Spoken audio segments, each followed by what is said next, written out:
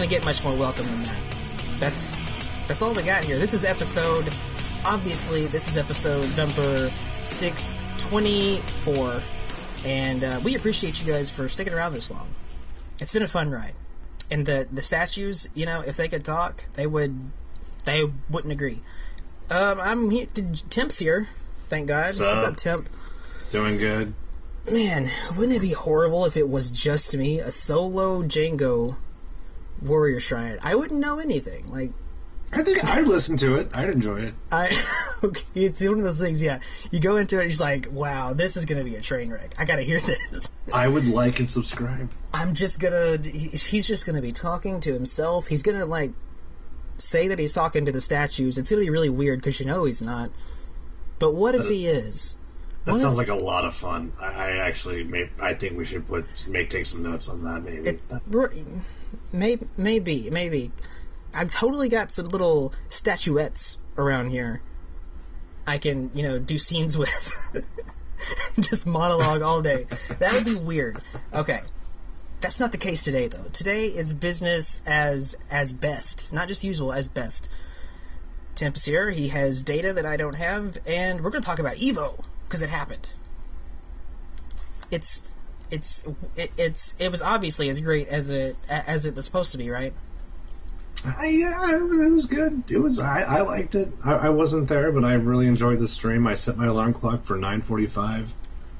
Then I watched it at 10 a.m. Well, like 10:28 a.m. all the way till finish, and I had a good time. You set your alarm clock to stun. It was a good call. It's the biggest weekend in all fighting games. And it was at a fucking arena this year, right? The last day was. The first day was in a convention center still, but the final top 8 was in the Mandalay Bay Arena area. Okay. So baby steps. Yeah, ESPN was there. ESPN2 broadcasted the full top 8 for Street Fighter V. What the fuck did those bitches want? They wanted to broadcast the full top 8 for Street Fighter V. Which did and then that happened? They did so? Yeah, it was a thing. They had Seth Killian and Mike Ross commentating for ESPN. Mike Ross? No, that was a thing, yes. Man, that just makes sense, doesn't it? That just,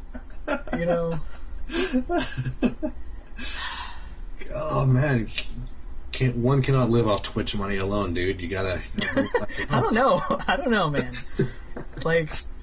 I think maybe Mike Ross. I don't know. But here's the question: which ESPN did it air on? Was it the Ocho? It was on DirecTV, which is what I got. It's ESPN1 and ESPN2, so it was on the 2. Have they? There used to be more than that, though, right? I actually don't know, man. I casually follow sports, but I'm not hardcore. I don't watch specials. I don't watch sports ever unless it's unless it's raped. It's I don't have any say. This is being done to me. I have to watch sports, at a bar or something. Okay, I misunderstood. I should specify this is entertainment that's forced upon you when you don't want it. It's not exactly rape, but it's not dissimilar either, depending on what the entertainment is. If you go see Ghostbusters 2, maybe you didn't want to go see that movie. Maybe there's a lady in your life who got caught up in all of the the hype and buzz and drama around the whole thing. And, it's Battle of the Sexes at the theater. And it's what? This is stupid, right? No, this is real. That didn't happen to me. I don't know who that happened to. That did not happen to me. I'm glad you cleared that up, because it kind of sounded like it happened to you. That was my first guess. Luckily, I picked my significant other a little better than that. So, but no, I know there are some poor souls out there that just got boonswoggled. But it's why this Bill Murray nowhere, whatever. I might watch it Thursday. I don't know. Me and my brother are trying to pick a movie, so. Really, you're gonna pick a movie and you're gonna pick that one? Okay. I thought about it. It's either that or Lights Out. I haven't decided. Well, I don't. It's up to my brother too, so we'll see. Yeah, I'm not gonna get shitty about that. Actually, it's a. That movie, listen, there's no way it can be as bad as Batman vs. Superman. So... I'm hearing it's boring, and that was my only real worry. Like, I don't like the idea of a reboot. I don't like reboots in general, but right. If it's a train wreck, I kind of would like to talk about it on the strip show, so that might be a good, little tool in my arsenal. Yeah, that'd be cool. Like, you and Cyborg can be like, I thought Ghostbusters sucked, and he could be like, no, this is the greatest movie of all time. And I would listen to that. Who knows? Maybe it's great. Not as bad as every web reviewer is saying it is. No. There's no way it can be that bad because no one is playing Bill Murray in the movie. Whereas in Batman vs. Superman, it's fucking this guy's playing Superman badly. That wasn't the problem. We all know that. That's what I'm saying. If they made a fucking Ghostbusters reboot and Bill Murray's like murdering everyone, it wouldn't bother me as much. That wouldn't be as bad. It's Bill Murray's branding motherfuckers. I wouldn't, yeah. No, listen, that's how easy it is to make the new Ghostbusters movie so much better. It's literally so easy to make this just highly enjoyable and turn the whole thing on its ear. You could have, man, I would have loved to see that. That would be great. Okay, we should... Yeah, to Evo, yes. We should probably talk about fighting games at some point. Man, the world's interesting too, but we'll focus. We'll hone this in. Evo, what is there to talk about? I watched as much Evo as I possibly could. Saturday evening, I literally had 3 screens going. My iPad, I had Street Fighter V on my computer, I had Killer Instinct, and on my Xbone, I had Mortal Kombat, so... I read about this. This was in the Skype, and I was like, that guy is entertaining himself correctly. That sounds like an experience. It was work. I mean, I'm not going to say I didn't enjoy it, but my God, was it a struggle. My internet sucks, so that fucked everything up from time to time, so... See, goddammit, again, New Zealand wins again. I think my friend's onto something. He might be, I don't know, I think he's just going down there to LARP. But if they have good internet, then you can LARP hard. I don't know. Oh, God, I'm dying. You alright? Do you need to flush the pipe again? I might need a glass of water, but no, we're good. We got this. Alright, that's cool. Listen, if you need to go get some water, it's not a big deal. I'm not going to freak out on you. No, I got some emergency water. I'm good to go. Okay. I'm set, but did you know Callie is a sheep? What the fuck did you just say? Callie from Street Fighter V. Callie. Story mode, he's a fucking sheep. He is a sheep? Well, he was a sheep that turned into a Necalli. Yeah, Charlie Nash is like chilling and he sees a sheep and it turns into Necalli and Necalli's all like power hour or some shit. It was intense. I mean, dude, you're selling me on this Street Fighter story mode. I mean, spoiler alert. I thought it was fun. I was not terribly critical of it. Other people, I can tell you right now, are going to disagree, but that might be premonition for the future. We'll see how that goes, but no, listen, it sounds like, yeah, if you go into that thing like with a critical eye, you're doing it wrong. It's like, come on, man, this was like a thing that, like, yeah, buy the game now, we promise, we'll give you the story mode later, man. And it's surprisingly, it actually happened. And what were you expecting? Like, when is Street Fighter anything that's story driven and not the game been like the excellence of literature? You know what I mean? At best, for me it was Tuesday. Like, that's the kind of stuff you hope for, right? Dude, I mean, I love the game. I think Street Fighter V is a fantastic purchase, but I've never seen such a lack of awareness in a video game in my entire life. Did you know ESPN told Fudo he couldn't use Mika's primary costume because there were too much tits and ass hanging out? Like, they said you have to use the alternate. And he agreed. He defaulted to the alternate costume. Who did this? Fudo. He's a Japanese Fudo? Player. He's Japanese. Won Evo 2000, and I want to say 2011 he won Evo. He sounds, yeah. He made the right decision. He sounds like a stand-up professional dude. Listen, I understand you need to like play your skin that you're used to because that's all part of the package that you're prepared for. Like, if I was at Evo playing, my badass Grandmaster sub that has no shenanigans whatsoever, I gotta show up in the white Power Ranger costume. I have to be able to use that. If I can't use that, then I'm done. I'm nerfed. Yeah, I agree. Costumes are underemphasized when it comes to importance, for sure. Well done, that guy. Fudo, you said? Well done, dude. You're better than me, but we already knew that because I wasn't at EVO. I wasn't either. I'm actually thinking about going next year, but I guess we'll get this started. 8th place, or tied for 7th, I should say, was Dragon with Alien, Acidic, and Tarkatan. So to be clear, we're talking about MKX top 8s. Yep, absolutely. Okay. I gotta just, For our I guess, tournament watching listeners, Dragon is a very young player. I think he's like 17 years old. And that includes me. In this case, I didn't see this, so I'm just trying to keep up myself here. Hey, it's not too late. When we got time, we can cram this. We do. I'll get this on home video. It'll be good. Actually, Dragon is exactly where I thought he would be. I had a feeling Dragon was a good contender for top 8. I did not think he would go. I didn't think he was going to make it to losers or grand finals. I did not see that happening. But he was not a surprise. But he was probably the only one who was not a surprise, other than maybe Scar, who did very well in top 8. It's Sonic Fox, obviously. So Dragon did good.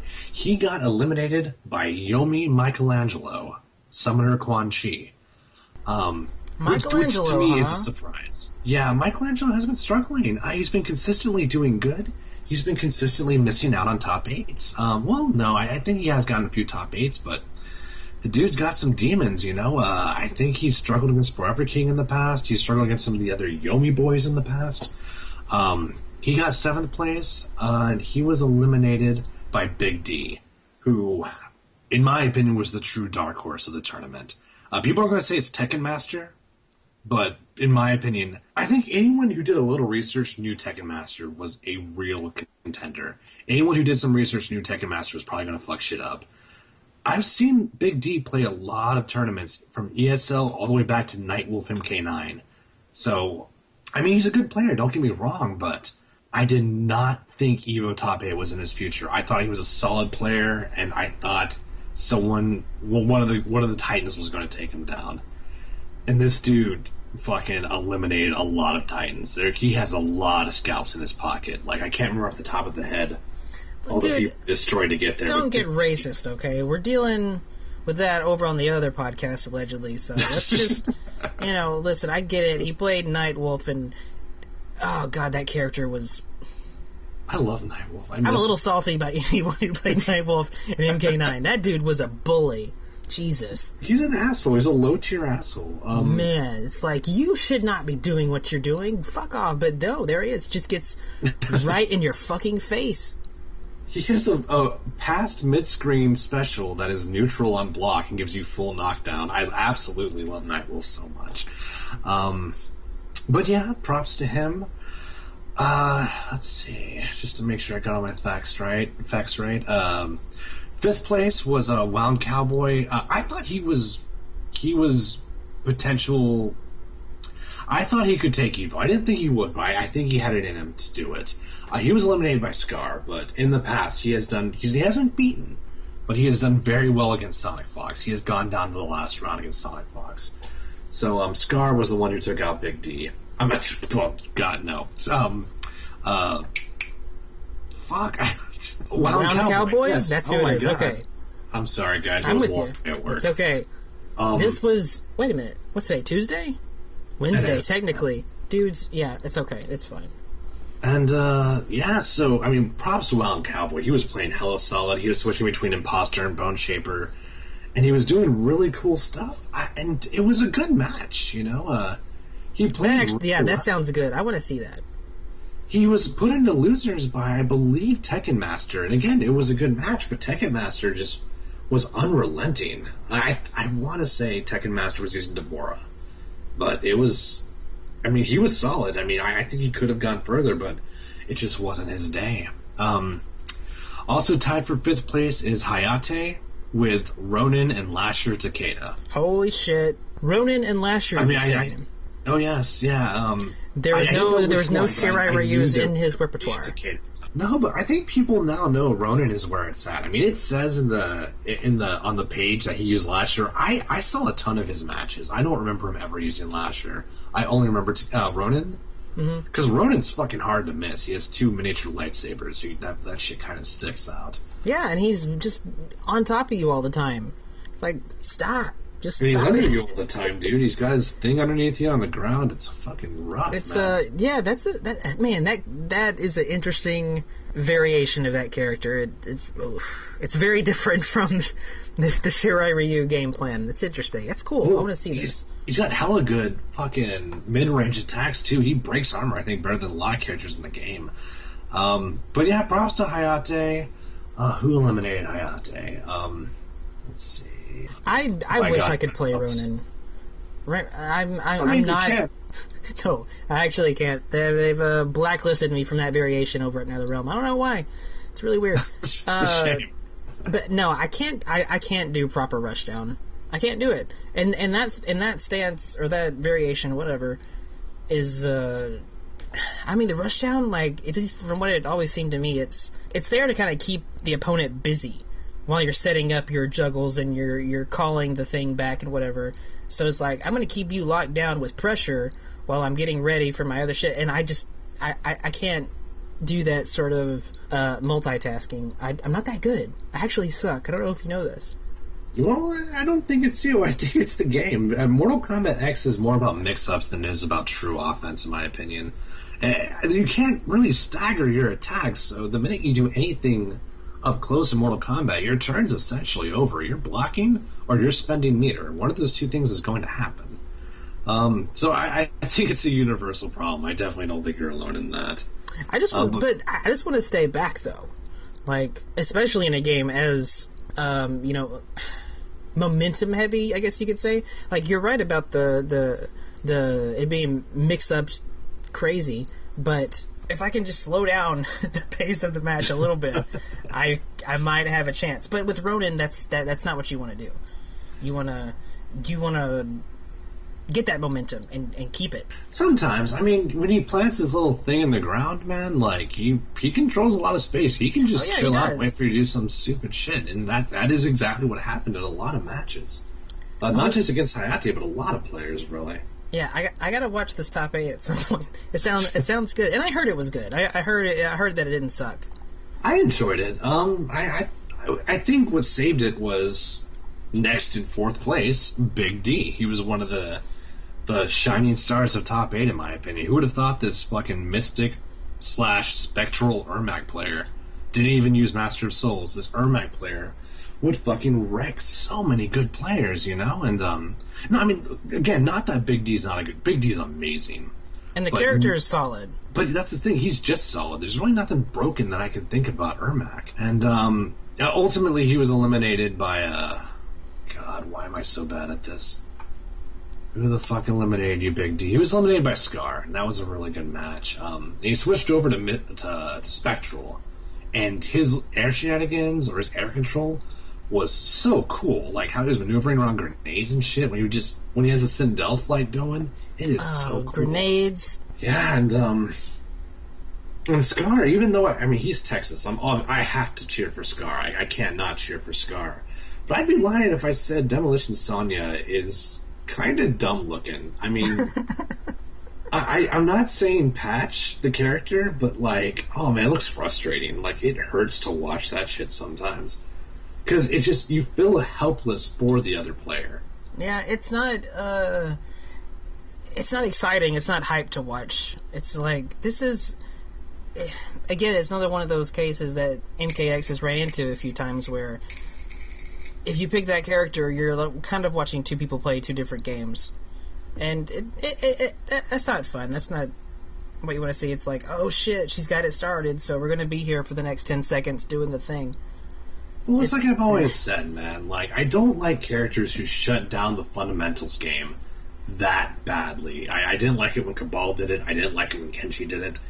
I didn't like it when Injustice Scorpion did it. Was Injustice Scorpion as bad as everyone said he was?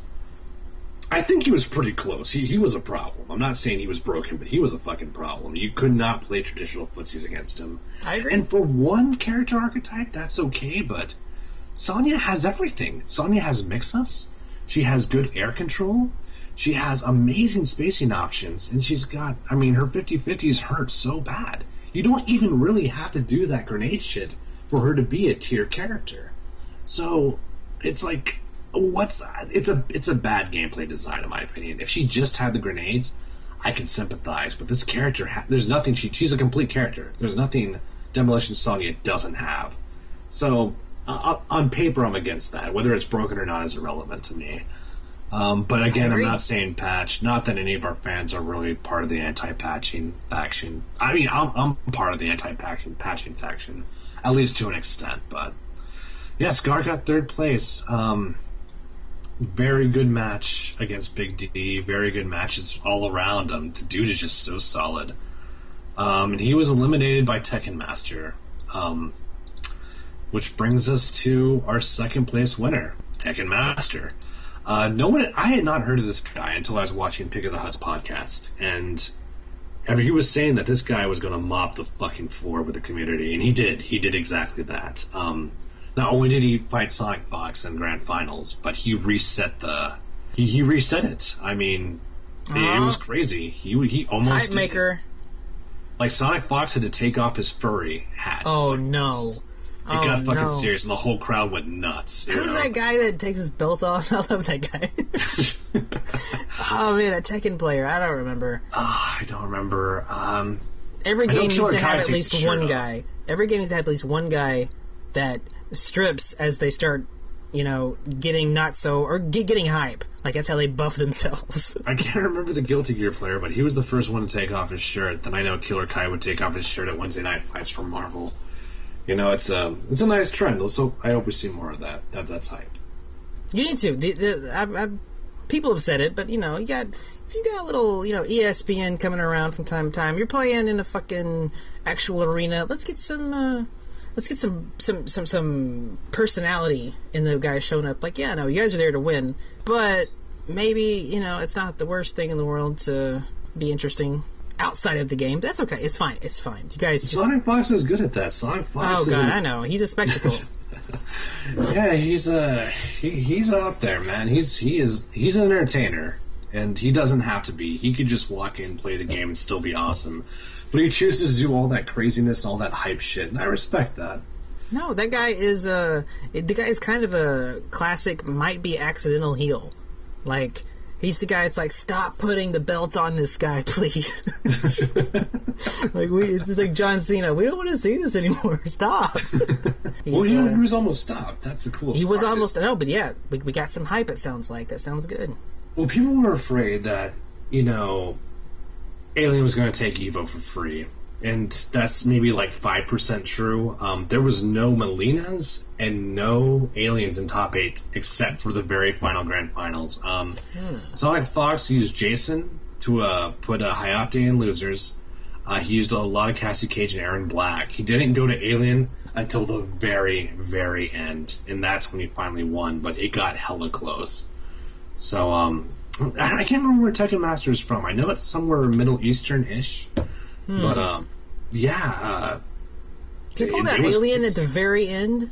Yeah, so he used it as his last resort, and I thought that was actually really hype. I know some people were, pissed that Alien won Mortal Kombat. But... Right, it sounds like, pulling out the fucking sledgehammer for the final deal. It's like, alright, it's not a clean victory, but...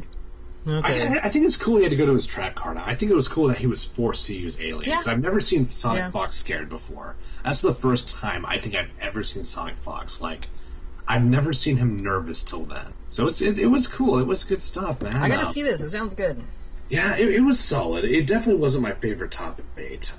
Certainly wasn't my favorite Grand Finals. But it was still good. Personally, once L.I. Joe was eliminated, I didn't think the Street Fighter V top 8 was that hype. I mean, Infiltration and Grand Finals just blew Fudo the fuck up. So bad. Well, let me rephrase that. No, Fudo was taking matches. That's not necessarily true, but it was fast. That is the fastest Grand Finals I've ever seen. It was unbelievably quick. I couldn't look away or I'd miss a fucking round. Yeah, that's, I mean, it sounds good, but that doesn't make hype. Well, I was so sick of Nash. Even L.I. Joe, the one American in Street Fighter V top 8, he used Nash. So I was hyped because he was our last player. But God, I'm so fucking... There was only like 3 characters in Street Fighter V Top 8, which is grossly disappointing, but... what can you do? Just to go over pools briefly, there was some good pools matches. Michelangelo eliminated Biohazard for the last match of Saturday night, and that was... Biohazard was crushed, dude. Like, he didn't even get up from his seat for, like, another 5 minutes. Like, it was just... Oh, man, that was heartbreaking. And it was such a good set, too. God, I wish I...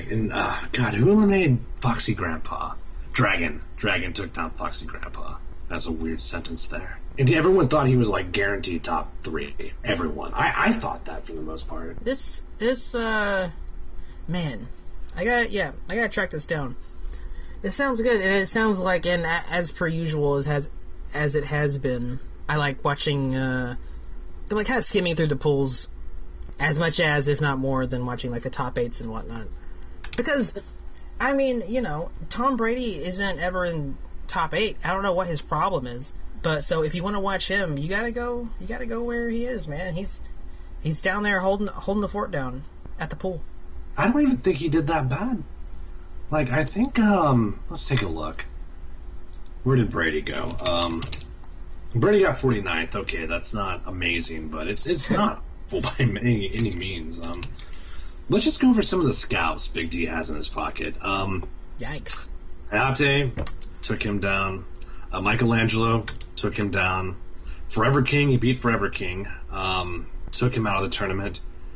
Let's see. He eliminated Slayer, who has been getting numerous top 8s and I think a few top 3s.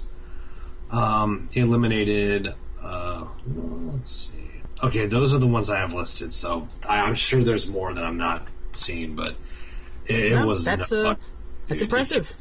Damn good players. So that's Evo in a nutshell. Now we gotta talk about the dumb stuff. Now we gotta talk about the drama. Yes, this is the best part. You guys know it's the best part. It's a little fun. Let's talk about, you know, the important stuff that happened at Evo. What happened? Foxy Grandpa basically made a thread blowing up Evo. He made a list of complaints, and some of the complaints are valid. The most valid complaint is the lack of chairs. There weren't enough chairs at Evo. What does this mean? Now, like, I'm assuming that means for attendees, for the audience. Like, it wasn't like the guys playing were like, dude, I need a chair. I gotta play. Well, in many ways, they're one and the same. Because there were 700 people for Mortal Kombat, so a lot of those people were waiting for their pool. But they're perpetually... If you're winning your matches, you can't go anywhere. Like, Mortal Kombat went all Saturday. Right. So you're just chilling there, and, you know, you have the Smash community stealing your fucking chairs, and... God, there's not enough chairs Smash. To begin. You know, everyone was doing... Apparently, this is a universal complaint. Apparently, all communities were struggling with chairs. They're all complaining about Smash. I agree, man. They need to, like, just put those guys in their own room. No, it's okay. Smash. You guys are great. We welcome Smash. There's a lot of you, so we have to. I'll admit, dude, the best grand finals of EVO 2016 was fucking Hungrybox versus Armada and Smash Melee. I'm not surprised. That's part of the problem. Stop being good. God damn it. Oh man, I was in fucking tears at the end of that. Like, genuine man tears were coming out of me by the end of that grand finals. It was so good, but man, if you got the hypest grand finals from like Pokken, man, nothing against Pokken, all right? But fuck Pokken, man. Holy shit, dude. Like, oh my god, that game would not end. I was watching Pokken on mute just waiting for KI. And, you know, obviously I'm not going to talk shit in the chat because I don't believe in doing that, but I felt like it was never going to end, dude. Why don't you believe in doing that? That's like the best way to waste your time. Oh, man. Well, first of all, it was subscribers only, so I didn't even have a choice. Oh, F that shit. But, man, dude, like, KI started a lot later than it should have. Smash went over, I think, and Pokken went over, and...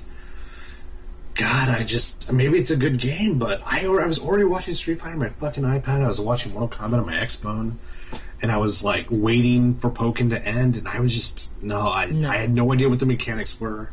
I was listening to the commentators. I was like, I don't know what any of this shit is. That's a Pikachu, and I just muted that shit. Jesus Christ. No. Pokken, listen...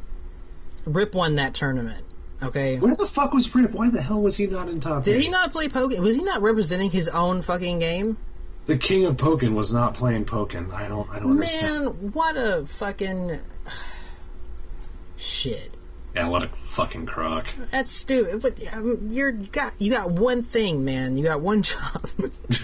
I know you like Tekken, but Pokken is your game. Why aren't you repping your shit, man? You're like the fucking Sonic Fox of Pokken. You know, a lot of people aren't the Sonic Fox of anything. So you at least you got that, and I bet he's off somewhere playing fucking Pokemon Go top 8. Jesus Christ. Hey, he beat Justin Wong, dude. He's real shit. He beat Justin Wong at Pokemon Go Nationals. Amazing. He's got a rep. I actually did pretty good in Tekken. He got 17th place in Tekken. Have you played Pokemon Go? My friends at work were playing it, so I downloaded it, created a username, said the servers were down. I never touched that shit again. This game has touched all of our lives. It's a little like rape again. It's a little unwelcome.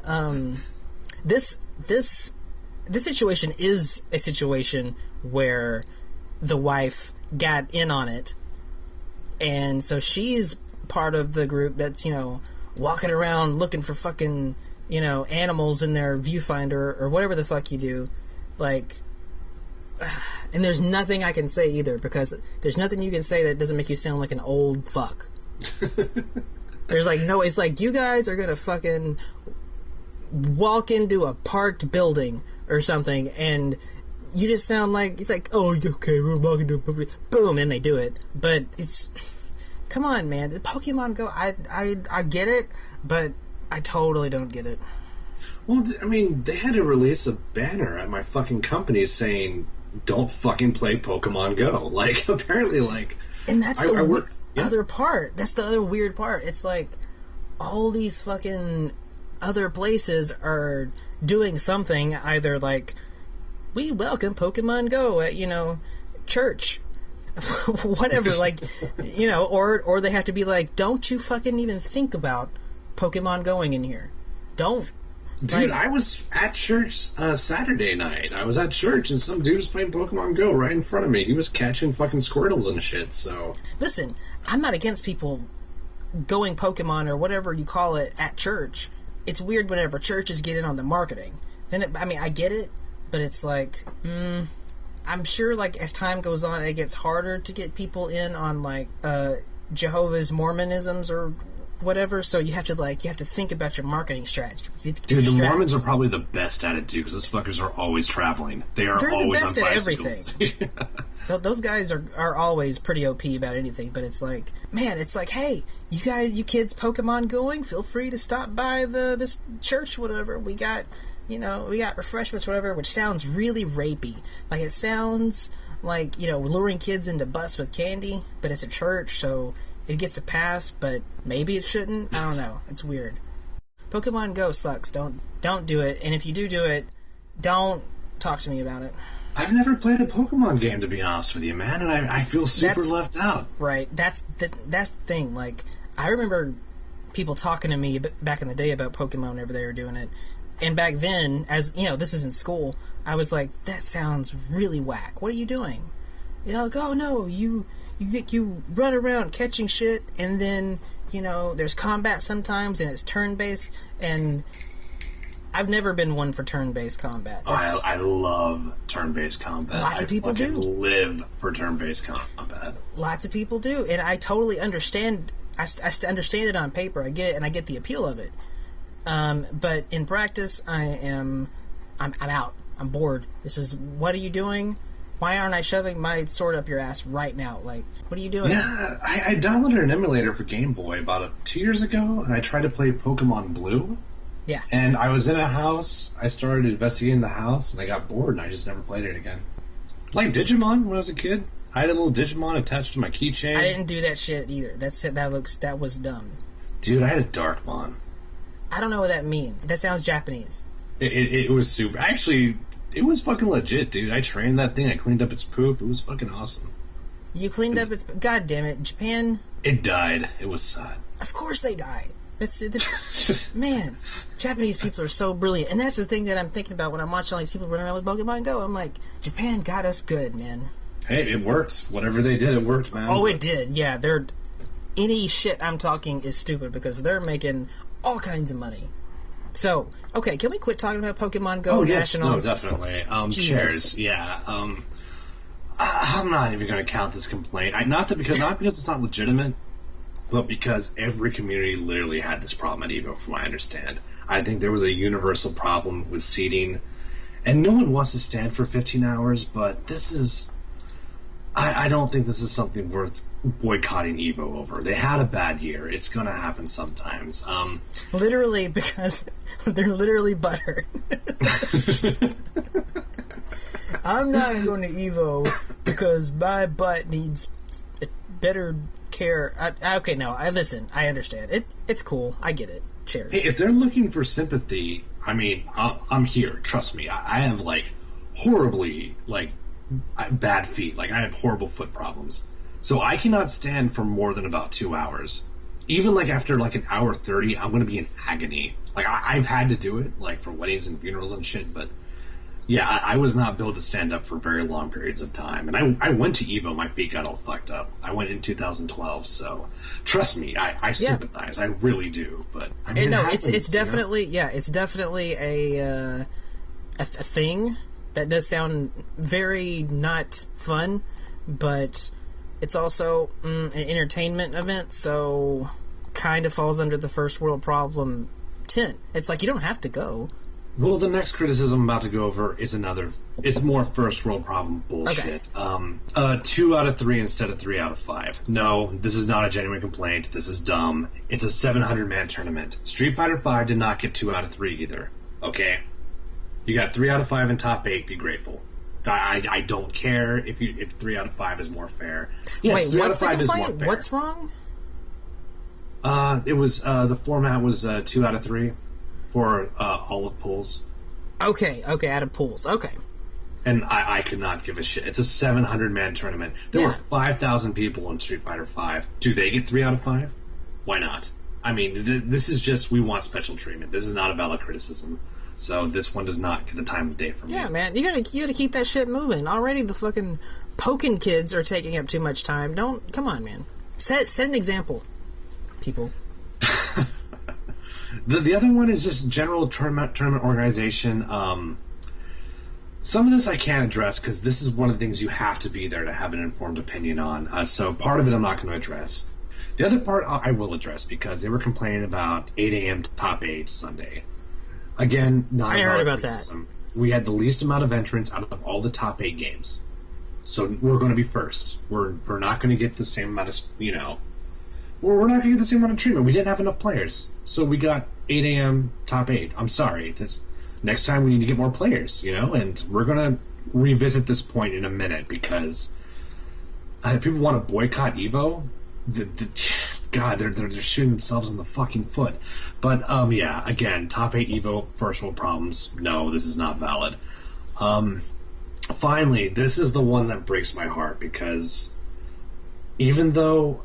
I mean, this is a symptom of our community. People were complaining about Eris and Ultra David. And although I agree having mustard and ketchup would have been awesome because they've done so much for our community. Yes, they represent the international side of MK, which I think is really cool. Ultra David and Eris have been part of MK for, how many years? Eris was top 16 EVO 2011. He was the original smoke player. Ultra David is the only person outside of TYM who is prominent in other communities who likes our game and actively promotes it. He's the only one. Why are we trying to make enemies with this dude? Why are we trying to shit-talk this guy? We have our biggest supporter outside of TYM, who's been helping us for years, is doing commentary for us, and all we do is bitch about it, okay? Eris... I think Eris is at least half valid because Eris does not have a knowledge of the game as nearly as close to Ketchup or Mustard or even Ultra David, to be honest with you. So I somewhat understand, but he's still a good commentator, and he's been commentating for a long time, and he has supported our game. He talks a lot of shit about NetherRealm, and it's funny. It's hilarious. Usually, it's none of it comes from a dark place. I don't think. Yeah, and that's the thing. And he's also very like, he'll be the first to say, I'm not an expert in like current MKX stuff. Like, so he's not trying to like pull shenanigans or do any con tricks of like, I just want to get in there and get that sweet esports money or whatever the fuck is they're accusing him of. Like, you know, him, but that's not really the point. Like, especially the pairing of Eris and Ultra David. Like, you put Eris in there not for his technical knowledge. You put Eris in there to take a little bit of the wind out of the situation and keep things from feeling too stiff, which I think he's a fantastic pairing for Ultra David. I think both of those guys are great commentators, and Eris is just, he adds a very specific flavor to commentary that I think works really well with MK. I mean, let's face it, one of the reasons why people love 16-bit so much for commentary is because he adds an element of humor. It's because of the beard. So well. Yeah, and the beard, yeah. And Eris just gets in there with the beard. You know, 16-bit can't do it because he's sold out. But that's fine. You know, I do miss 16-bit. I do miss Oh, man, we all do. Again, I do empathize with people wanting mustard and ketchup just because they're such great representatives of our community. But Ultra David, God, what does this guy have to do, man? This guy's been doing backflips for us. I think people just don't know, because I watch Ultra Chen regularly. After we're done recording, I am going to put on Ultra Chen and probably train with Hisako and Killer Instinct.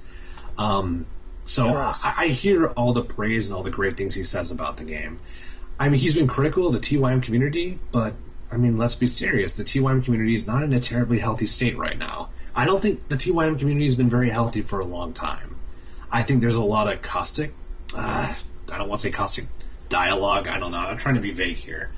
I mean, there's some great people in the community, but I just think it's a cesspool of negativity in the most least constructive way. And people last year, when we were having problems with Evo, as far as at least to my knowledge, no one ever tried to communicate with Mr. Wizard. No one ever tried to message or email or tweet Mr. Wizard any problems they had with the MK9 commentary. No one ever even brought it up. So I don't have any sympathy, you know? If you have a problem with the way Mortal Kombat's held at Evo, then talk to the fucking dude who's running it. That just seems like common sense to me. But listen, like, you know, you're absolutely right. This conversation you and I are having here, and we have been having for a while. It's the first I've heard of this specific issue. I'm not surprised by it, though. It's, man, just, yeah, I totally get the desire to have a ketchup and mustard up there. And I totally get people that, you know, that's maybe their personal preference, but it's like, you know, I don't know, I can't even think of a thing. No, listen, it's fine, listen, just, you would hope for a little bit. Man, I am eloquent as shit right now, aren't I? It's late. It's really fucking late right now. It's not that bad. It's pretty bad. I don't know, whatever. Listen, just, you know, be grown-ups in general. That's it's a good start. And, you know, think outside the bun. Think about the other guy. Don't just think about it from your perspective, you know. Maybe ketchup and mustard were, you know, taking dumps at the same time because they're twins, and they couldn't be there at 8 a.m. because, fuck, that's crazy. Don't get pissed at people who do get up for 8 a.m. commentary. Jesus Christ. Like, come on, man. That's like the Lord's work, especially when you're talking about people like Ultra David. You're gonna get mad at Ultra David. I've talked a minor bit of shit about Ultra David in the past, but not anything actual. Like, yeah, he's not the most hilarious commentator in the world, but that's why you pair him up with someone like Eris. Like this, come on, people. Come on. It's a comment on just taste. Be adults. Just be grown-ups. Be big kids. And I know that most people that are probably complaining are adults because that's who our community is mostly, I guess. I mean, there's also Sonic Foxes out there, I guess, but you know, man, I don't know about that even. I think like a third of the TYM community is not even old enough to drink, and I mean that's not the worst thing in the world, but I think people just haven't been in the FGC long enough to appreciate some of this stuff, you know. But I mean, you know, we all have heard Tom Brady's videos, and it's like the oldest among us are not innocent of whining in this community. Especially over something as, trivial as what we're talking about here. Like, yeah, it wasn't, I'm sure whatever happened, it wasn't we want to shut down, like Mr. Wizard, like, we want to shut down Ketchup and Mustard because they're whatever. Look, shut the fuck up. Grow up, people. Like, if you didn't like it, cool. As Eris likes to say, don't be bitches. Handle the problem like grown-ups. Maybe send some civil messages to Mr. Wizard and the people that actually, set the stuff up to run this shit. And maybe next year things will be different. Maybe not. Either way, we all get to sit on our asses at home and watch Evo. Well, that's clearly not their plan of action. People are asking for a boycott.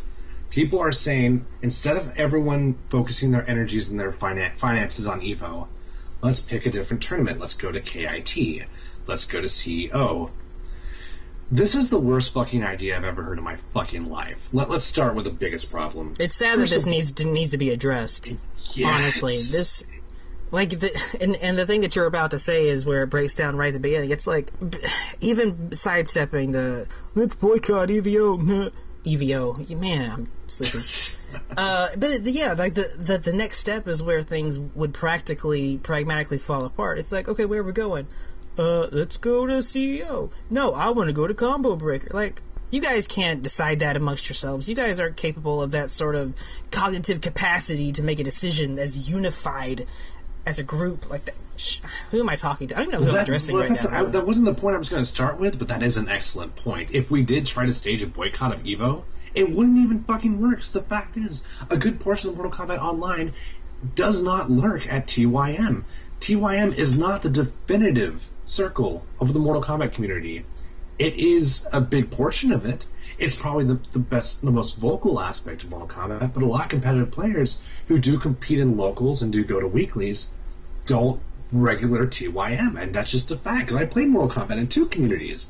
And in the San Antonio region, I was the only one who would go on TYM and lurk and argue, and I don't even do that anymore. But it wouldn't work. You're not going to. We're not a unified source. We're just a very loud voice in the community. We are not the beginning. We're not the alpha and omega of the Mortal Kombat community. So this boycott wouldn't even fucking work in the first place. That's problem number 1. The Sigma of the Mortal Kombat community? That does sound badass. Man, that Sigmas would be are good. sick. We need more Sigmas. Are you... Wait a minute. Are you trying to put in some fraternity? No, I'm actually thinking Mega Man X. Okay, good. Yeah. Guest right. Character KP3. But anyway. That's correct. Wait a minute. Okay. I don't even know what my brain just did, but it went off somewhere really quickly, and I had to reel that shit back in. You keep explaining to why this obviously stupid idea is stupid, and I will be back in like 30 seconds. Indeed. Literally. Well, problem number 2 is that any tournament can have a bad year. Let's say it works. Let's say we quote-unquote unify the community, and we all decide to go to KIT instead. KIT can have a bad year just like any other year, especially if one game is over-congested and they're not ready for it. KIT can have a bad year. I mean, people thought Final Round was a top-tier tournament until this year. Final Round got its asshole ripped open for being uncomfortable, for being controversial on other ends of the spectrum, just really not very well run. There were schedule changes. There was lack of communication regarding the schedules. And before this year, Final Round was considered one of the best of the best. Now, granted, we found out in retrospect, well, this is not the first time it's been discussed that Final Round is not a perfect tournament. Apparently there's been problems going on for a long time, and that just never came to the surface. So KIT can have a bad year. So if we put all our eggs in that basket, and that basket ends up being shit, not because of anyone's fault. I mean, running tournaments is hard. Things can go wrong. We were trying, when MK9 was back at MLG, people were saying, screw EVO, let's put everything in MLG. You know where MLG is now? It's gone. It's nowhere to be found, and it has no connection to Mortal Kombat whatsoever. I'm back again, by the way. Yeah, well, basically what you missed was I was just talking about There's no MLG. Yeah, and that's where everyone wanted to put their resources. And 16-Bit was saying on Combat Tune podcast that was an awful idea. Let's stick to Evo. Let's stick to the grassroots because those will still be there. So what I'm saying to KIT can apply to any tournament. CEO can have a bad year. People were complaining about CEO 2016. People were saying the venue wasn't big enough. It was overcrowded, and just... I mean, I was told pools ran okay. I could be wrong about that, but that's what I heard. All I remember is fucking final round.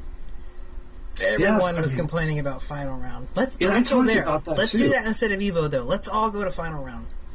And people have been saying that final round, this is not the first year final round has been shitty. Final round has had a lot of problems for a long time, but no one was willing to discuss it until Alex Jabali blew up final round on fucking Otaku or something. It was Jabali that did it? Oh, yeah. That's not surprising at all. It's just kind of funny, actually. That dude, wow. Jabali, classy, man. Yeah, final round got Jabali'd. And what would happen if we had this problem in 2015, before all the shit about final round came to the surface, and they said, let's all go to final round? And what would have happened? What if final round... This is very short-sighted. This boycott is very... It's not a long-term solution to anything, but just, I mean, what about the obvious problem with this boycott? EVO is the biggest tournament in the world. In the world. Now, we've been given a place. Mr. Wizard said we want Mortal Kombat to be part of the biggest tournament to date. And we're going to say no to that? Why? Because we're not comfortable? Because they had a little bit of trouble running a 700-person tournament next to a 5,000-person tournament next to, like, what does Smash have? Like 2,000 people in Melee? No, this is ridiculous. They can have a bad year. This is sad. Even if we knew for a fact that next year was going to blow, we should still put all our eggs in EVO, because EVO is the lens that the world sees fighting games through. Okay, listen, don't put your eggs in anybody. That sounds... No, it's not. That's how you end up like Pig of the Hut or allegedly Tom Brady. Don't do that. Eggs in people. Yeah, no, Tom Brady has procreated, apparently. He has a kid now, I understand, so... Yeah, I just learned about this lore. I guess we discussed that before we started proper. The story behind that. I want to know, has this been a long thing? Did he just get the kid? Like, it's probably better... It's probably better this way, like Mortal Kombat. Back in the day, whenever bios were just like a little bit of text and you had to create the rest in your brain head, it was way better. This is sad, though. No, listen, like this is sad. This needs to be discussed at this length, and broken down in all these ways, and why this is obviously a brain dead, stupid, destructive decision, destructive attitude. Like really, you don't need to go into this further than like, are you a Mortal Kombat fan or are you a fighting game fan? Getting, butthurt and having the attitude of, oh, we're just going to take our ball and go home. That's not how you take fighting games and, honestly, any sort of esports at all. That's not how you take that from being, a group of fucking nerds sitting at home playing online to, a fucking Super Bowl type situation. Like, which is what we got. We have that now. Exactly. In a way we've never had it before. And, like, immediately throwing a bitch fit and literally being like, no, we're going to take our ball and go home and we're going to do our own things and directly encourage a splintering of the community over the most childish of reasons. It's selfish, to say the least. It's selfish. It's immature. It has it's short-sighted as fuck. You beat me to it. That's what I was going to say. This is incredibly short-sighted. Yeah, you're just shooting yourself in the fucking in the dick here, literally. Like, do you want things to ever be better? Maybe not. Like, that might be part of the thing. Like, shit's changing already, and it's changing because other people are changing things instead of the community or whomever. And that's not comfortable. But hey, listen, if you want things to stay the way they always have been, then I mean, I get it, but it's also dumb. I that's don't going know to if die. I get it, because things haven't always been so great. Well, no, just people don't like change in general. It's like better the devil you know type situation. Like, I always understand where that mentality starts, but it can't end there. If it ends there, then you're sentencing whatever it is you're talking about to death. And this applies to everything in life. I would agree with that. Short-sighted, I think, is the best way to put it, because in 10 years, no one's going to remember KIT 2016, 2017. EVO is making history. EVO is our opportunity to show the other communities that our game is good, and we have talented players. But it's not us against them. Exactly. We're all part of this together. Even the fucking Pokin kids, like me and Rip, are brothers. This bullshit scenario, you know what I mean? Like we're all in this together. I don't give a fuck what kind of weird, tentacle Japanese shit you're into, and what kind of video games you're playing at EVO. I'm just happy you're there, and we're all making this whole thing of fighting games specifically. Fuck Call of Duty and League of Legends. Like, not fuck them, but let's show them that we're not just a fucking closet full of nerds that aren't capable of agreeing with anything amongst ourselves to make something outside of our nerd hole happen. I'm not explaining this well, but it's okay. Well, I mean, you're right, though. I mean, everything you're saying is true. It's the opposite of us against them. EVO is the chance for, the Japanese guilty player to get hype at fucking smoke.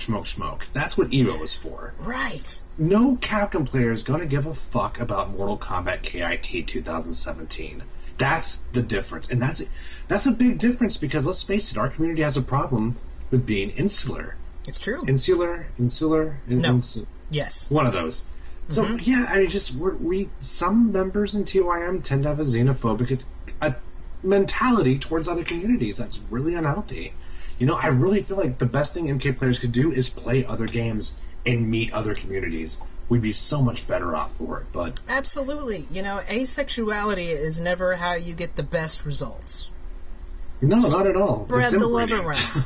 Spread the love around, get a little bit of this in there, get a little bit of that in there, and who knows, maybe one day we'll have, a 100% Japanese player or a Korean player winning Mortal Kombat at EVO. Now, if that pisses you off, then you're weird. But for me, that's hype. That's cool. I just don't want to hear any of this make Mortal Kombat great again bullshit, and I feel like that's the direction we're going with this EVO boycott, so... This is not a thing that needs to happen. This is going to do nothing but hurt our community. Make Mortal Kombat great again. When was this? When was it great? Well, I mean, that is my paraphrasing, to be fair. I definitely don't want to put words in anyone's mouths, but... No, I think the spirit is right with that phrase, though. I think so, too. I mean, listen, we all loved it back in the day with Smoke. It was... We didn't know how good we had it in a lot of ways. But it's still good now, too. And I do need to be fair, though. I pretty much guarantee you that there probably were no Japanese Guilty Gear players in the crowd at 8 a.m. Dude, it was horrible, because I wouldn't be in the crowd at 8 a.m. Jesus. It was a pretty empty stadium, I'm not going to lie, dude. It was pretty minimal. That was depressing, but we had the least amount of entrants. If you want better placing on Sunday top 8, you got to get more people, and to do that, we need to grow. We're not going to do that. You got to stop being a bitch. Be part of the human community. Don't be like, no, fuck everybody, and we're going to go fucking circle jerk ourselves off somewhere else, because at least we can, control the way we circle jerk. Whatever, dude. Come on, man. Shut the fuck up. Well, speaking of shut the fuck up, I mean... Some people are not going to respond, well, Temp, you weren't there. You don't know how bad it was. You don't know what the fuck you're talking about. What is this, Nom? Oh, man, you don't know, man. I see flashes in my fucking dream sleep. I hear sound, I see sound, and... I don't know what I'm talking about. Come on, man. You guys went to a fucking sporting event of sorts. They want to talk about bad experiences. I was at Texas Showdown 2011. Those bitches don't ever talk to me about bad tournaments, okay? Fucking, I was born... I was there for that. In a fucking, unisex bathroom stall at fucking Disney Orlando Worldland. Shut up. What are you doing, man? But, I mean, and don't get me wrong, guys. I sympathize. I know what a bad tournament feels like. I have been, again, to Texas Showdown 2012. Not 11, 12. And that was the worst. Like, my feet were just destroyed. They were just turning gray from the lack of blood flow.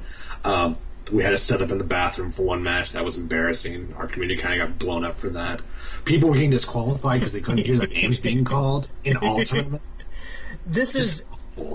It's excellent. It's excellent you brought this up. Because as bad as it ever is at these things, makes for the best stories. And that story is infamous of fucking people, competing in the toilet. Like, that's... What? It's never going to get, like, a better story than that. What? You're not going to get a better story. Oh, yeah, we walked out. We sat in our chair on the, main stage at EVO. We shook hands. We played like gentlemen. No one was taking a dump within 2 feet of us. It was very normal. Like, no. Come on, man. Come on. Let me hear the stories where some guy's ass is in your face while you're fucking smoking the dude. Like, that shit's hype. Oh, my gosh, man. Plus, setups were turning off because the power was shit. Like, people, my friend, I can't remember his tag, but Fido, he was playing a match, he was playing Cyrax, and the monitor just turned off. He's playing Cyrax? Yeah, he was playing Cyrax. It's karma, obviously. The monitor's like, this shit's broken. No, you're done. No. You're done. Stop it. Yeah, horrible tournament. So, I know, guys, trust me, I'm sorry you had a bad experience. I hope EVO next year is so much better. Like, if you travel from the UK, Foxy Grandpa, I want you to have a good experience because, you're doing so much for our game. I don't want you to feel like shit when you go to tournaments, dude. Exactly. And that's and that's also the important thing. Like, all this stuff you're feeling is not bad that you're feeling it. Use it constructively and make everything better with it. Don't be a bitch and try to just... tear it down because it didn't go well the first time or this one time. Like, yeah, that's very handy information. Use it. Build. Make better. It's just, I guess to those from TYM who are listening to this, if you take anything away from this, take the following. Changing our resources from EVO to another tournament like CEO or KIT is going to do 2 things. It's going to segregate our community even more from the rest of the community. It's going to make us, basically, it's going to separate us from the biggest tournament in the world. And those are both bad things. And neither is even close to justified. So just communicate with Mr. Wizard and hope for a better tournament. And just hang with the communities and do your part. Make Mortal Kombat a game that everyone can enjoy. And you're not going to fucking do that at CEO, okay? Just done. That is my final... Right. Be grown-ups. What did Jerry Springer used to say? God, that guy was wise. You are not the father? Or that's Maury, my bad. Yeah, that's Maury. Take care of yourselves and each other. Okay? Listen. That's really good advice. I did not know he said that. Yeah, that's what he closed every episode with, I think. I mean, the 90s were a long time ago, but I think that's the last thing he said on every episode, which is extremely positive. Oddly, right, yeah. It's oddly, nice or weird coming from him because, he spends the whole rest of the show, like, encouraging this crazy, dysfunctional chaos that's on stage and making a circus show out of it. He's an instigator. Like, he is the instigator. He is. And then, like, at the end of the show, he's like, listen, people, be adults. Be smart. Bye. But you don't really want him to be smart because then he doesn't have the show. Yeah, whatever. No. We're getting... this is directly at you, Mortal Kombat community. Be adults. Take care of yourself. Take care of each other. Don't get pissed. Make next year better for you, and make next year better for the new players that's coming too. Don't try to kill the community by leaving or shutting things down. We need new players, dude. We need new players bad. So. You have to. Every game has to have new players, all the time. Otherwise, all this shit goes away. And that's actually not what you want. That's not a good thing. Because this happened. We've lost a lot of good players just because we had trouble of Mortal growing. Kombat Deception. It was just... it was horrible. Like, listen... We got into Dave with Deception. That's a fair trade. No, fuck Deception. Look, now more than ever, we've got, like... As a Mortal Kombat community, we got good games. We have And we can bitch about the games all day long, and we will at length, me and Tim included, everyone. But they're competitive, they're solid, they're interesting, they're all these things. Just come on, people. Let's just be grown-ups. I can't say any more than that. There's nothing else to say. Just be grown-ups. And don't blow everyone up on TYM and then not talk about it with Mr. Wizard. Or that's the big thing. And that's like, I totally get that part. Like, I want to give people the benefit of the doubt and be like, they're probably just blowing off steam online. It's not constructive. It's passive-aggressive as hell if you're not talking to Mr. Wizard. And if that's all you're doing is blowing off steam, that's fine, but it's impossible for people to know the difference. And let's give some props to Ultra David. I mean, he comes to the TYM forum and actually discusses these problems with us. He does not have to fucking do that. You think Eris is going to do that shit? No. No. God bless Ultra David. He should get like the official TYM award, where it's just like a sculpture of Espio, and we'll just hand it to him. It'll be great. But don't get mad at anyone who gets up at 8 a.m. to fucking commentate. Shut the fuck up. I mean, like, I would do it, obviously, but I wouldn't do it well. That's hard. Like, how do you, like, because it's not just being there at 8 a.m. It's like being ready, being hype. And Eris did it. Like, props to Eris for, yeah, man, rough. And Eris was good. Like, I thought he was a good commentator as well, dude. I watch him at Wednesday Night Fights when he used to go regularly for Arcade Edition. I loved it. He was fantastic. Man, those were the days. Yeah, I wish Avoiding the Puddle was a lot more consistent too. I missed that show. That's that's where I first got introduced to Eris, because I have not been paying attention to this FGC business for a long time. I'll let all of you guys know again. I didn't start paying attention to any of this shit until MK9. I'm an MK9er. But yeah, with Wednesday Night Fights, I was like, it was Injustice times, and I was watching that shit, and here comes this dude Eris, who I'd seen comment or whatever, commentate here and there, whatever, usually at Wednesday Night Fights, and I was like, whatever, this is cool. And then he picks Deathstroke, and I'm like, oh, fuck this guy. Fuck anyone who picks Deathstroke. Like, fucking Deathstroke. Player. Right? No, but hey, come on, man. There was a... there's a difference it's not a bad between... thing. It really is not a bad thing. Like, no. I'm saying I understand. That's I'm not offended. It's a struggle. I was just definitely one of those people that, like, day one Injustice, fucking dealing with Injustice netcode and Deathstroke was just not fun. People running back, shooting, jump shooting, instant air shooting, all that shit. And so, yeah, whenever he picked Deathstroke, I was like, here we go, fucking Call of Duty time. And he's like, wow. He's like, there's a character in here that people, that you don't see just being an online warrior usually. And dude immediately got a lot of my respect. Well done. Eris saved a character for me in my brain. I don't know what else I could say about Eris and Deathstroke. I could say more. He's probably going to play him again if he comes out on Injustice 2. Do you want to segue into some Injustice 2 talk? This might be a scooter we can ride. Unless you're flushing your pipe. Sometimes that happens. Maybe you swallowed the pipe. Maybe you're dead. If that's the case, I can flip the tape. I can put on was I on mute? Yes. Okay, I was on mute. Okay, my bad. I was just about to reach for the little statues, man. I can talk now. That sounds like a fantastic segue. We can ride that unicycle to Injustice. Alright, let's do it. Never ride unicycles, it's horrible. It's cool when multiple people do it. You're waiting for the train wreck to happen. I think that's the point with unicycle. It's like, oh, this motherfucker is gonna bust his ass. Whatever. Let's talk about Injustice 2. Are we excited for Injustice 2? Are you excited for Injustice 2? like I said previously, you show me yours and I'll show you mine. I don't really have a character that excites me yet. That has a lot to do with it. That was a big problem with it. There are like what, 5 characters, something like that? Yeah, I was about to say that was a problem with MKX, but no, I thought the 3 variations, all of them for Sub-Zero, were very interesting day one.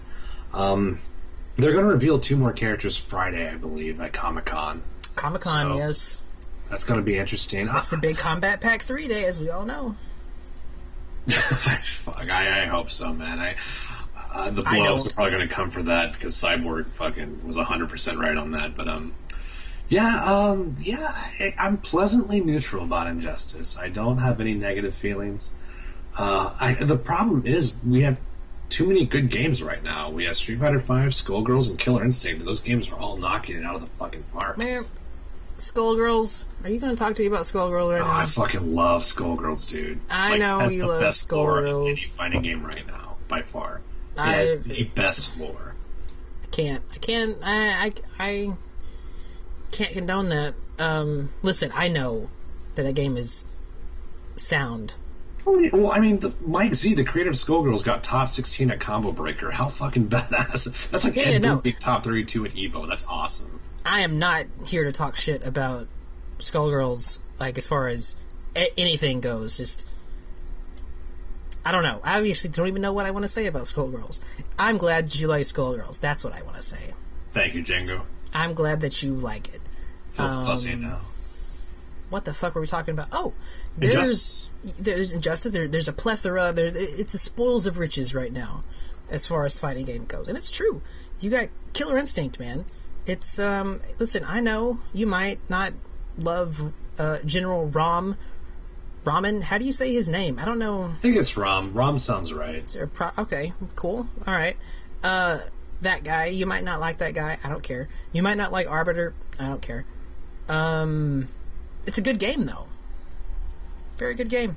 Mortal Kombat XL is a great game. What the fuck am I talking about right now? Well, let's stop on General Rom, because I think that is a good talking point.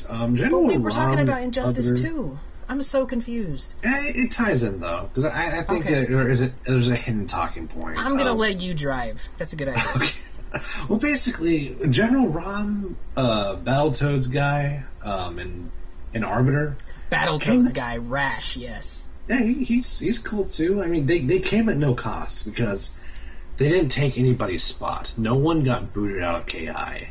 I mean, Idol potentially did, but Idol's revealed now, so there's no problem. I still want to see Scorpion in there, though. I used to think that Sub-Zero was a lock as a guest character. I think the idea of Spawn being an Injustice is a lot more plausible now. Well, I mean, like we've said before, I don't see a Mortal Kombat, I don't see a Killer Instinct character showing up in Mortal Kombat ever. Just because all the red tape that has to go through, whatever. The PS4 and the Xbox console, yeah. Right, yeah. And they did that with Kratos, and I think they learned their lesson. It's like, it's not really worth developing a DLC character for half of your audience at best. Like, make something you can sell to everybody. Well, you can't make a character that's going to be tournament banned day one. That's just not a good idea. That too. Man, look, and NetherRealm has been learning and taking notes since day one. They've made some changes. Good for them. Let me see. What are we talking about? Killer Instinct, yeah, that won't happen in Mortal Kombat, I don't think. But the other way around is fine. I don't see any reason why that hasn't happened already. Like, not only is that way easier to overcome, just like Scorpion in Killer Instinct or whomever, that's also like, that's one of the... Oh, okay, my bad. I thought we were talking about Injustice. We're talking about KI. Yeah, Scorpion could be in Killer Instinct. That'd be sick. Well, but yeah, but right, and that's the thing. Like, I think almost everybody wants to see that at some point, because people's always talking about Killer Instinct versus Mortal Kombat. They're both, that have all the 90s fun, the arcade shit. They're both basically cut from the same cloth, and they're both American fighting games. And right now they're both successful American fighting games. And they're both basically stationed in Chicago. Like, they're literally not even 10 miles away from each other. Yeah, and half the guys that work at Iron Galaxy came from Midway anyway. So it's like, this should have already happened. What's the fucking deal? And I'm sure that they're kicking around as we speak. Once somebody puts up an idea that works, it's going to happen. What's my point? Oh, Killer Instinct has these other characters? I don't know. I gotta let you drive again. This is bad. Well, basically where I was going with is the guest characters came at no cost, no one got... I really did think Idle was not going to be in the game, because everyone was putting their money on Eagle because of the novelization that was online. That was weird. Well, apparently it's really good. I've heard really good things about it. No, but I remember Razor talking about that, and I was like, they're not going to do Eagle. Well, you've got Fulgore. And I would have liked... I mean, it's not like, boo, I don't want to see any more Native Americans in this game, or whatever the fuck. It would be funny if someone actually thought that. It'd be fucked up, it'd be wrong, but that would be weird. Laugh. Like, this game has more than reached its quota for me as far as Native Americans go. Are you serious? This is like... Oh, man, that'd be funny for so many different reasons. Mostly because... Again, this is a American fighting game. One of the few, like, top-tier successful, as far as success goes, American fighting games. And being like, too much American. It's cool. It's cool. It's fine. That's not the problem.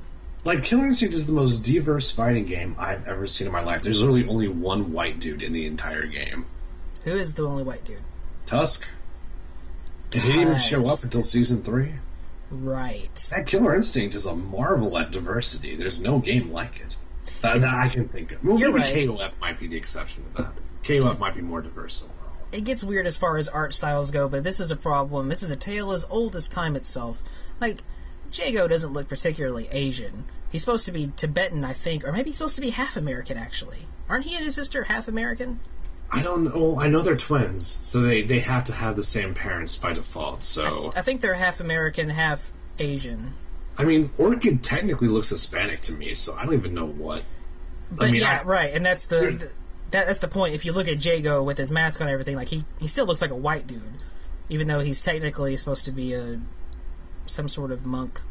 I really don't know, because as far as the lore goes, I don't think there's any evidence that they're half Caucasian.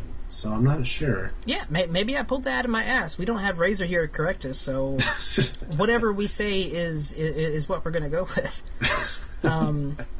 Man, Tibetan. Did you hear... I'm sorry. I got to take the wheel for just a second. We're going to go right back. Do it. No, go crazy. Did you... Speaking of Tibetan thing, it reminded me of man, we might have already talked about this because we talk so sporadically. The Doctor Strange controversy. Oh yeah, maybe briefly, but I don't think we went pretty deep into it. It was fun, like people, and I'm sure that if anyone does bother to comment, which please do, like we may not be on the pulse with these episodes, but we do actually, take heed of what you guys say. We were checking the comments right before we started, and there was not much to speak of, but yeah, there wasn't a whole lot of comments, unfortunately. But that's where the ball's in your court, people. If you want to talk to us, we can talk to you. We can talk to each other. It's wonderful. It's Congress. Anyway, Tibet, Doctor Strange, right? Yeah, it was a controversy. People were talking about the race issue, how they recast what's her face as the ancient one. The ancient one, yes. What is her name? Tilda Swinton, I believe, is her Christian name. Yeah, people were upset about that, but it was really fun hearing one of the screenwriters address that issue. Did you ever hear anything about that story? No, I didn't hear anything about that. It was fun, like, because the character is, I suppose in the comics, at least originally, was depicted as a Tibetan. Even though, like, the Asian one is not exactly human or whatever. I don't know the lore super well. No, again, he's human. He's an Asian dude in the comics. Okay. Yeah. Well, right, and he addressed that, and he's like, well, it's tough because Marvel has a very, very much ongoing working relationship. Okay, yes, I did hear about with this. China and that whole situation, how there was drama between China and Tibet, and if you had a Tibet character, then China might not love that, and China is, like... Maybe like the as far as like one country / demographic goes, like the biggest. Like, so if your movie doesn't come out in China, you're just bypassing millions and millions of dollars, basically.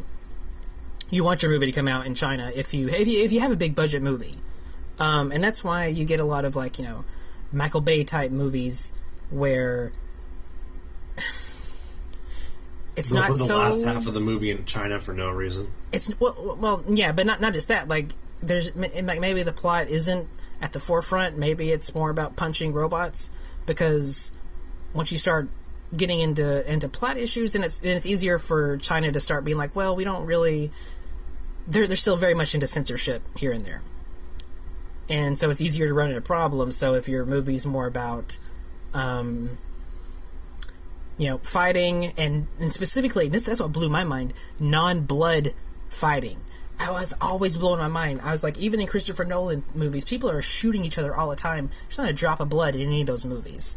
But then I heard this shit. It's like, well, it's hard to release a movie in China if your movie has a lot of blood in it. So usually they'll do violence with no blood, and China will be cool with it. And I'm like, whoa, that makes all this sense to me now. That's crazy. That's interesting. I never knew about that.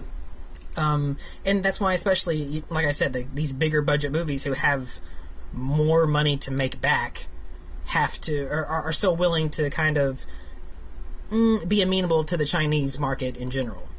Because there's a lot of people in China. So you want those dollars. There's a couple, yeah. You want those dollars. And so that was the thing that the Marvel guy talked about. It's like, we want to play nice with the Chinese market, because they also have co-funded a few Marvel movies. So yeah, it's like, we wanted to steer away from that whole race issue that is an ongoing controversy over there. So instead of doing that, we just basically sidestepped the whole thing by having this crazy other androgynous thing. Just thought that, that was cool. Well, I'm even though I'm a big Doctor Strange fan, I have read the comics. I would have liked the Ancient One to be Tibetan. That would have been nice. Tilda Swinton's a really good actress. I believe she played the Ice Queen in Chronicles of Narnia. She did. She did a great job. I'm just happy we're getting a Doctor... I'm happy Doctor Strange has an American accent, because we have one fucking American wizard. One. It's true. And fucking Cumberbatch is, he's British. He's already not being played by an American, so... Yeah, so I was afraid, England was... Or, I don't know, I think he's from England. England was going to get one more fucking wizard on their giant mountain of fucking wizards. I'm like, no, let us have our one wizard, please. Yep. Let us have our one sorcerer. And we got it, He sounds like House, but I'll take it. I'll take what I can get. That's fine. And I mean, that's a complicated issue to get into. I'm not trying to get into a race discussion here or anything like that. But she's what's not up for debate is the fact that she's a good actor. Yeah, she's amazing. She's really good. And, at the end of the day, if you have to pick one, I'm gonna go with acting every time. Like, the acting chops, when it comes right down to it. Yeah, no, listen, I want more racial diversity in, especially superhero movies. Like, one of my favorite things about Civil War was Black Panther, man. Him and his dad.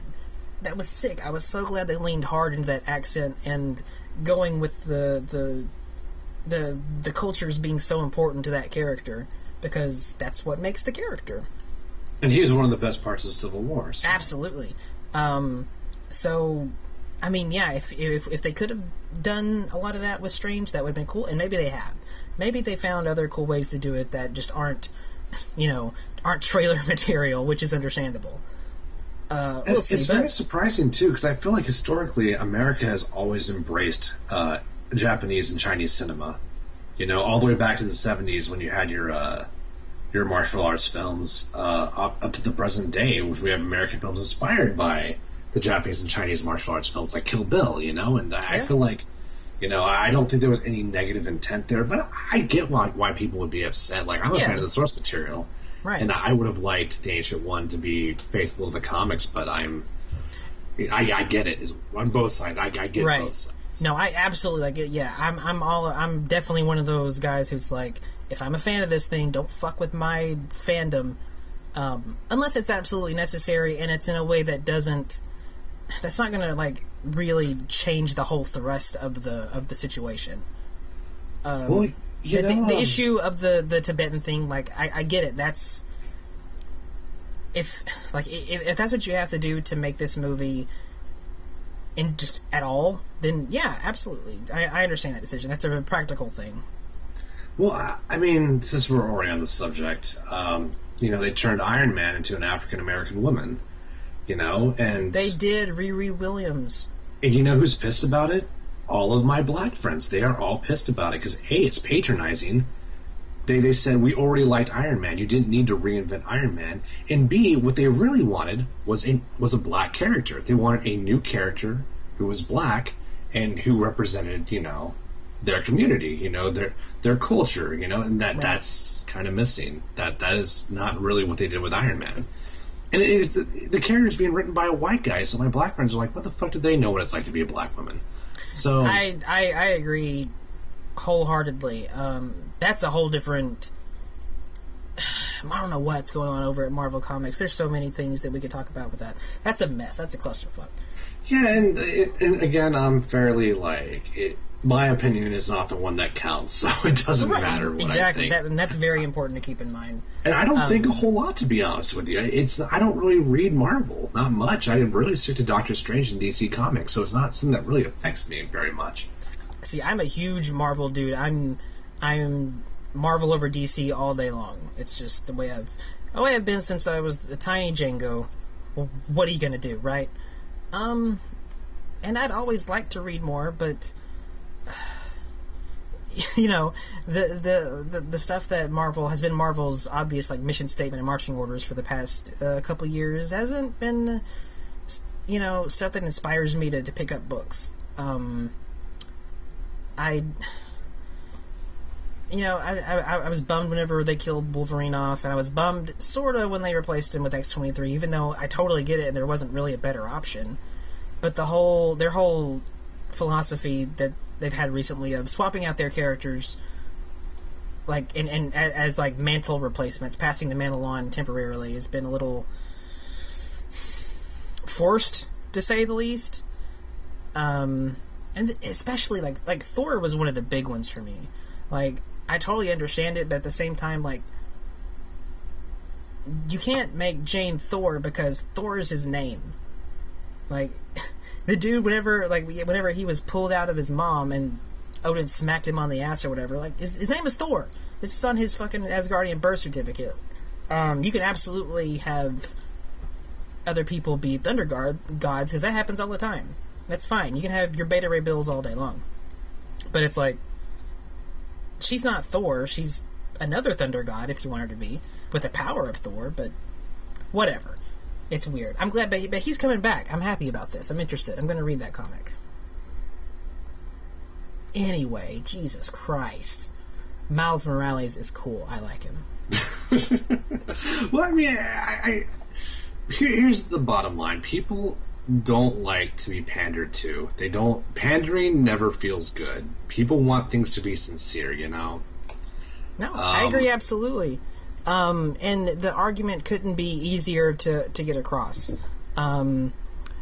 If you're gonna, if you want to make a racially diverse character, and you should, then do it from the ground up. Make that so ingrained in the character as a whole, not the character's secret identity, the character overall. Such as a Black Panther. The whole deal is wrapped up in his race and his culture, and the whole deal is all part of the package. It's not, hey, we're going to take a black costume and throw it on this character for a while, and then throw it on that character for a while.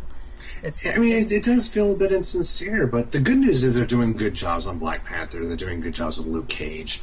And good because those are good characters, and we've kind of always known that. Yeah. But now it's finally getting the spotlight.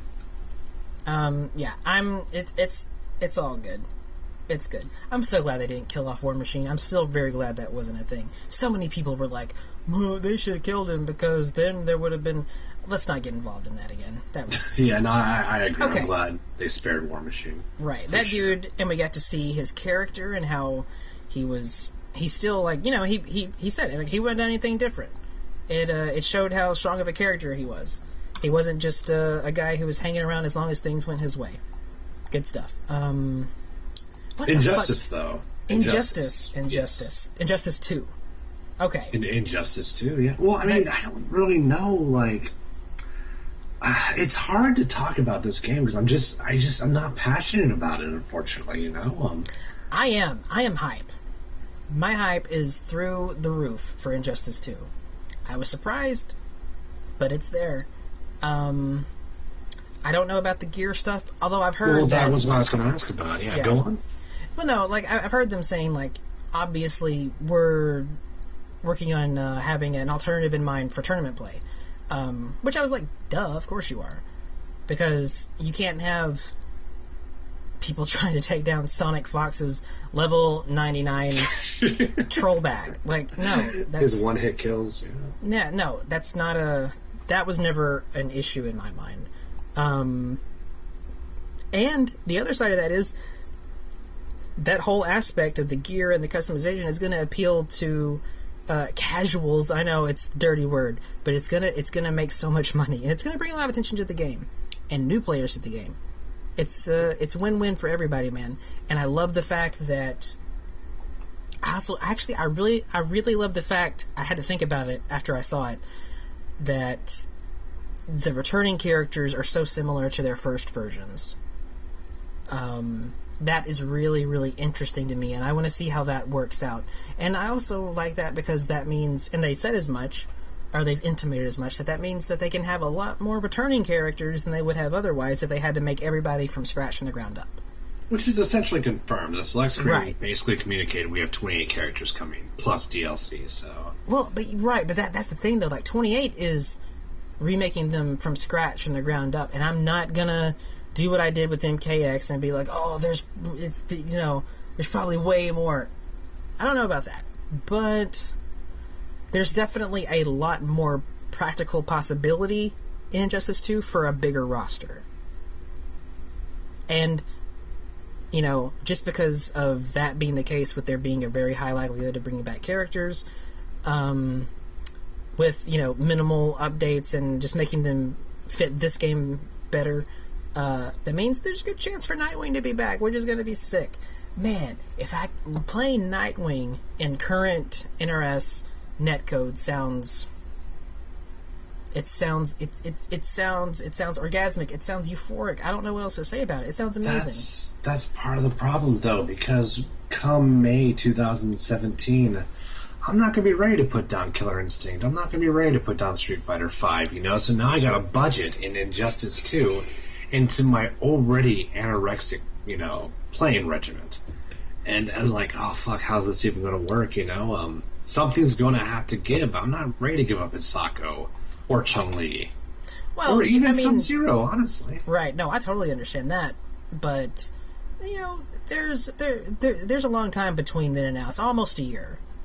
So, any of those other games, anything could happen with those games between now and then. You're so right about the legacy playstyle.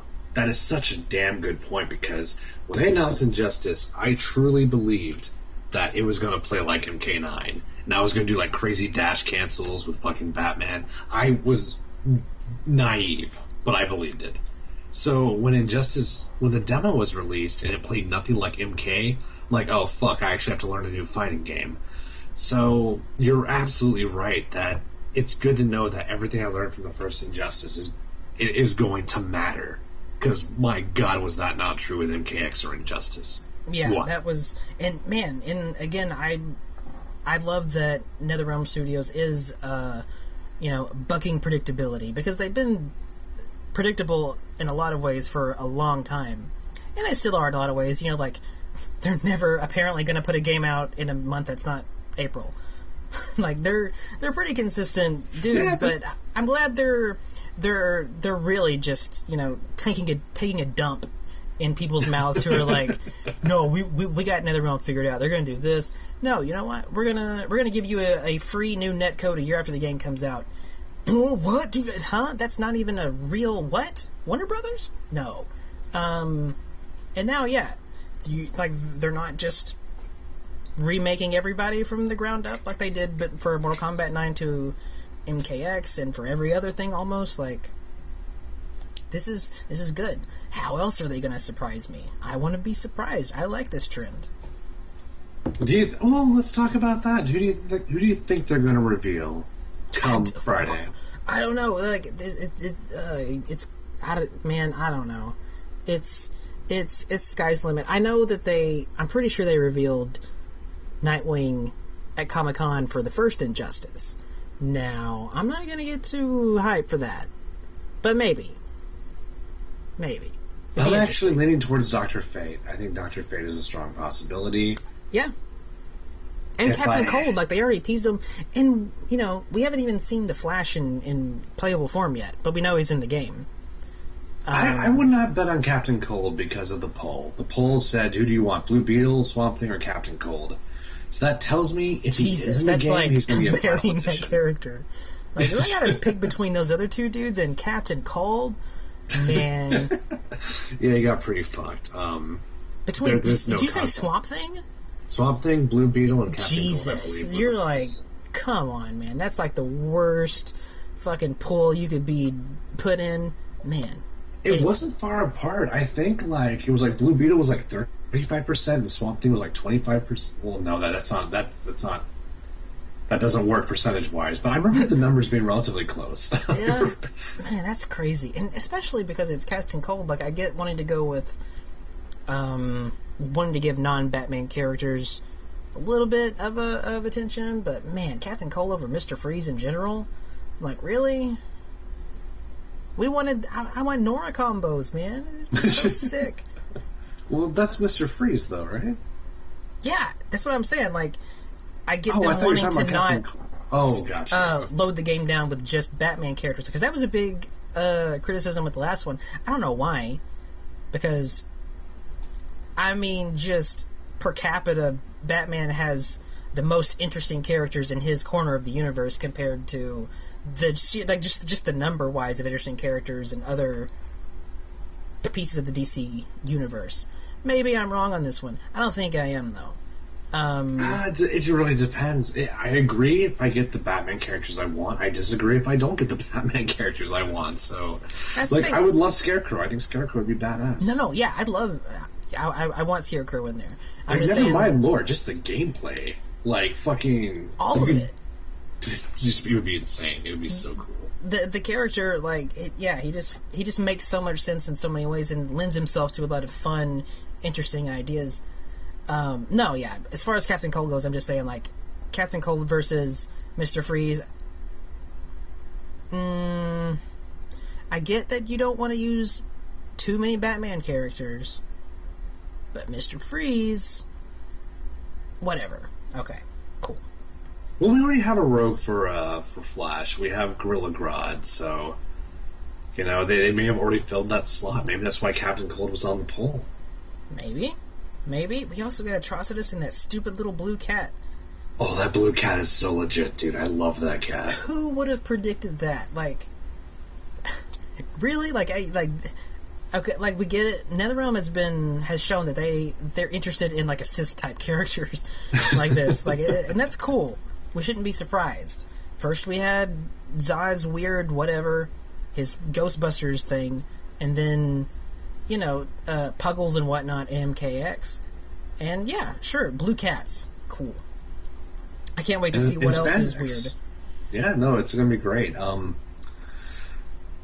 really do think Dr. Fate is going to be in, and I know Cyborg does not want to get his hopes up, but that shirt, I mean, I think he's in not the same, but at least a similar predicament that I was in with Lee May, which I'm still bitter about, like, hardcore, but... Right, but Lee May was never on a shirt. Yeah, no, that's true.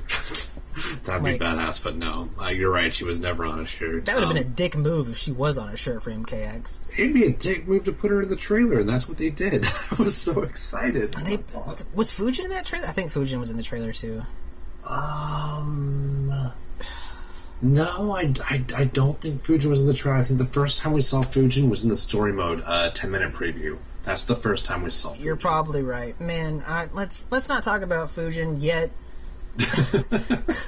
Okay, listen, Injustice 2. This game hasn't disappointed us yet. Let's continue to ride this naive high.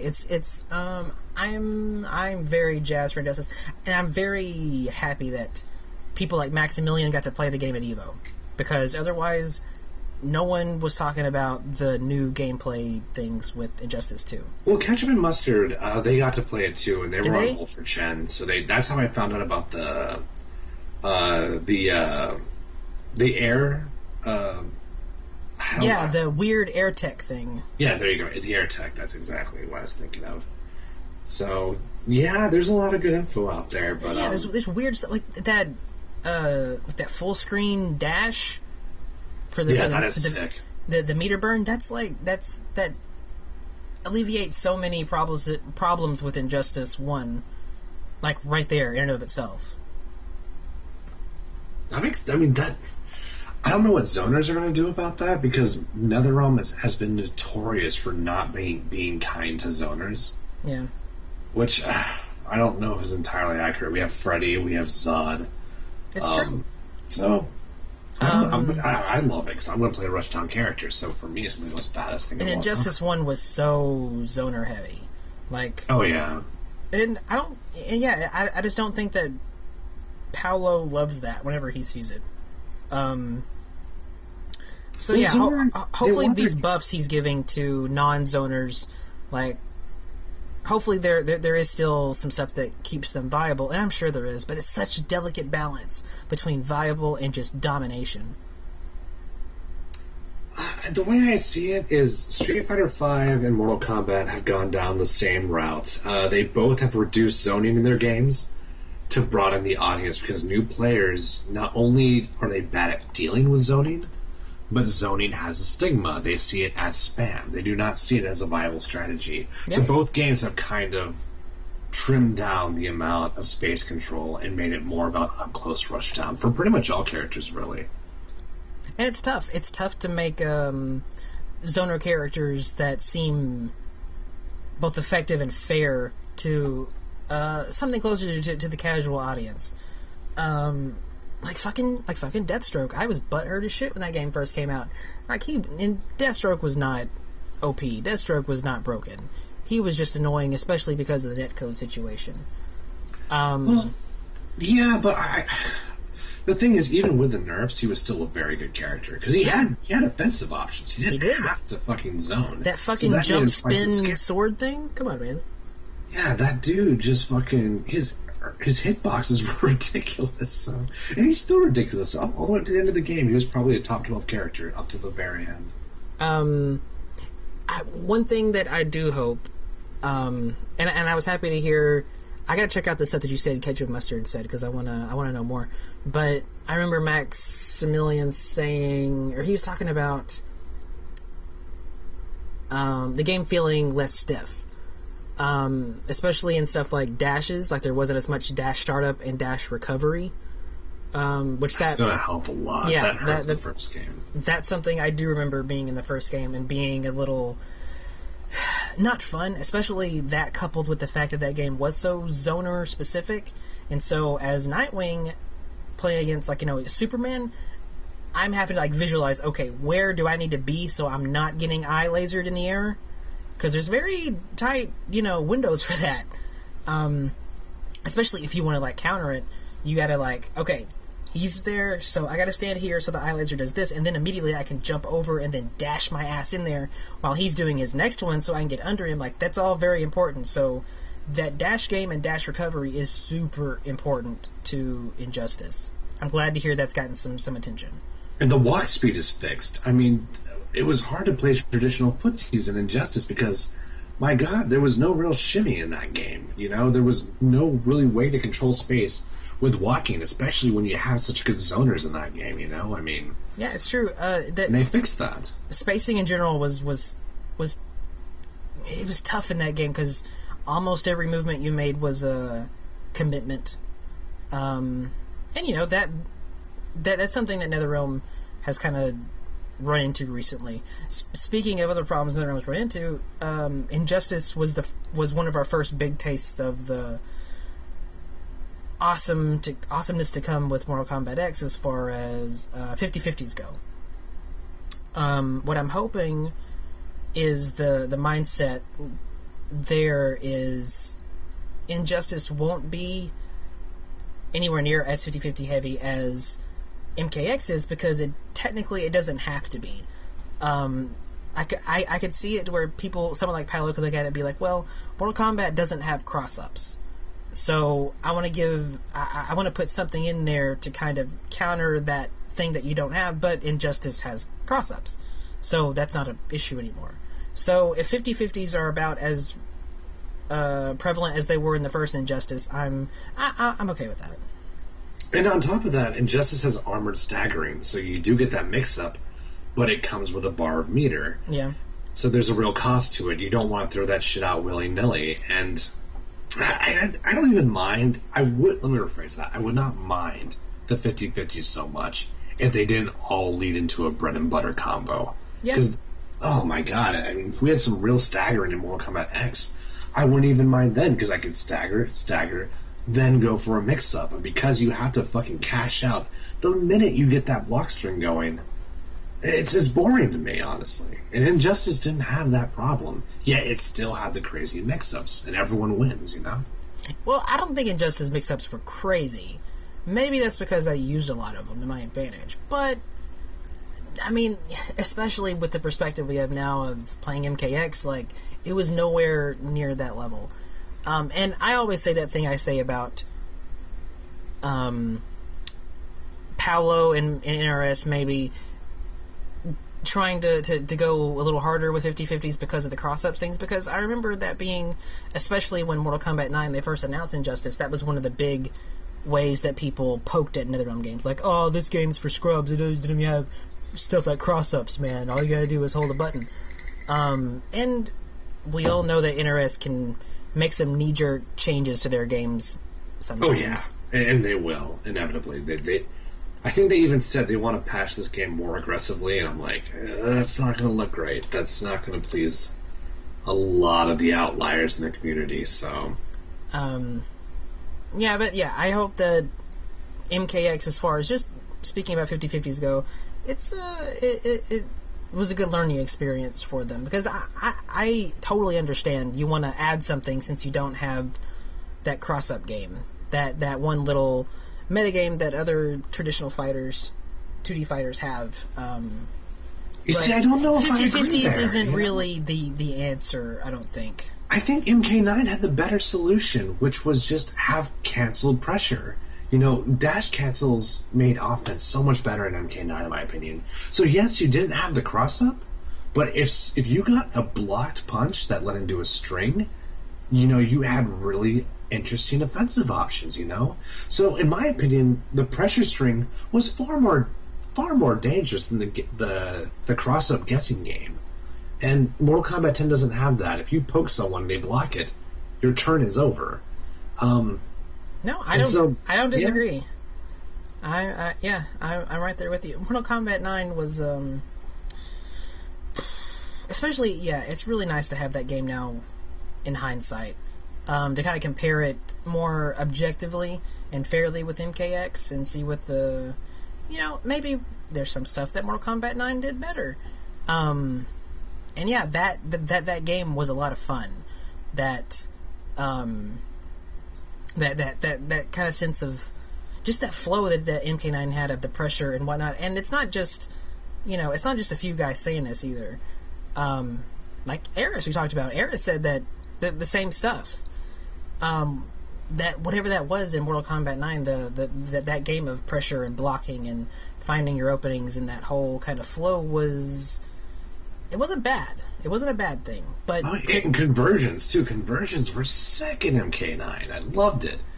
You hit a down four while your character's airborne. You dash up for a jab and convert into a smoke bomb. That shit was awesome.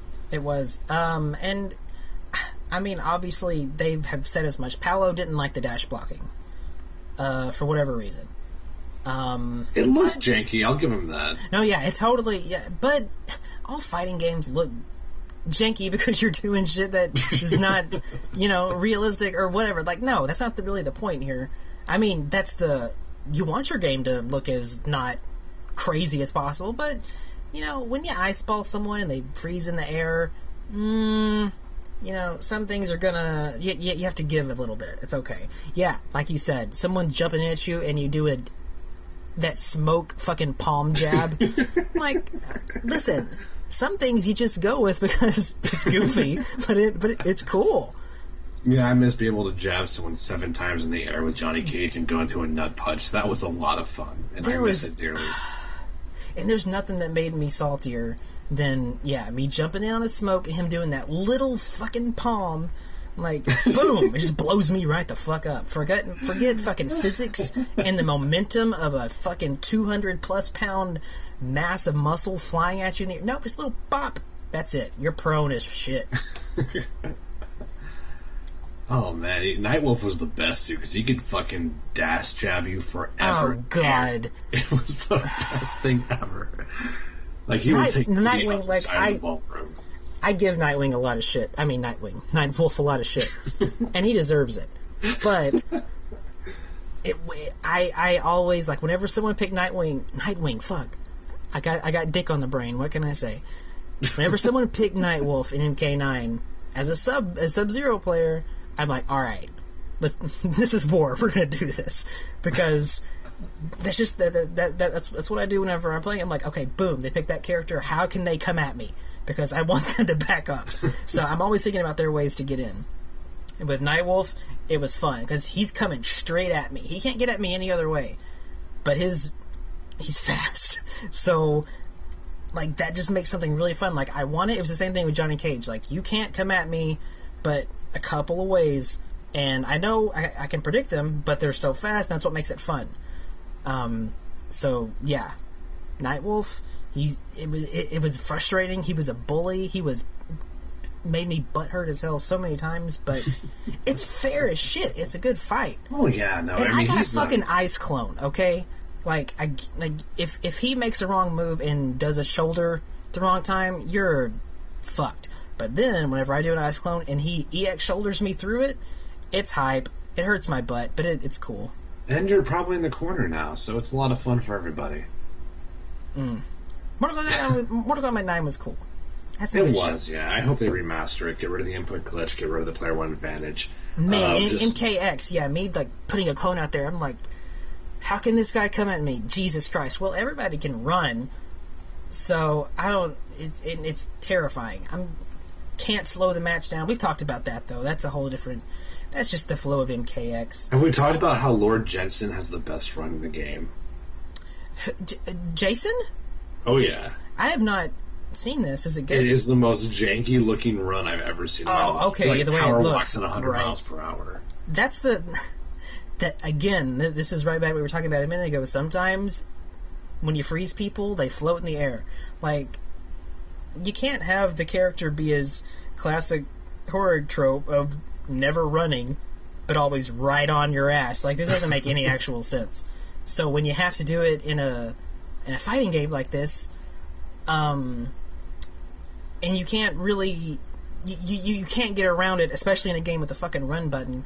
Sometimes this character is going to have to move a little quickly, and when something that big and, lumbering starts moving fast, it's kind of funny, which is probably why you never see it in the movie.